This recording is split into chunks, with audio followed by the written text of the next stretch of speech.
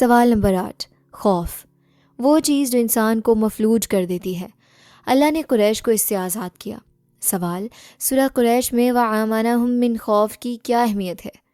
اے، خوف سے آزادی انسان کی تخلیقی صلاحیتوں کو کھولتی ہے۔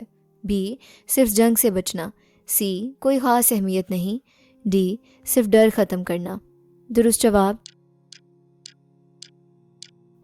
اے، خوف سے آزادی انسان کی تخلیقی صلاحیتوں کو کھولتی ہے۔ وَآمَنَهُم مِّن خوف، اور انہیں خوف سے امن دیا۔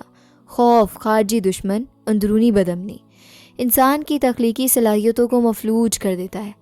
جب انسان خوفزدہ ہو تو وہ نہ کام کر سکتا ہے، نہ سوچ سکتا ہے، نہ ترقی کر سکتا ہے۔ اللہ نے امن کو سب سے بڑا انعام قرار دیا۔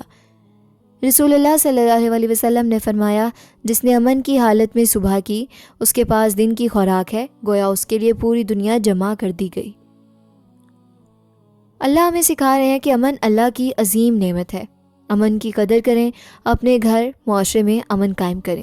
کمنٹ میں آمین لکھ کر اس دعا میں شامل ہو جائیں کہ اللہ ہمیں قرآن کی سمجھ دے اور اس پہ عمل کی توفیق دے، اور آنے والی ویڈیوز کے لیے چینل کو سبسکرائب کر لیں۔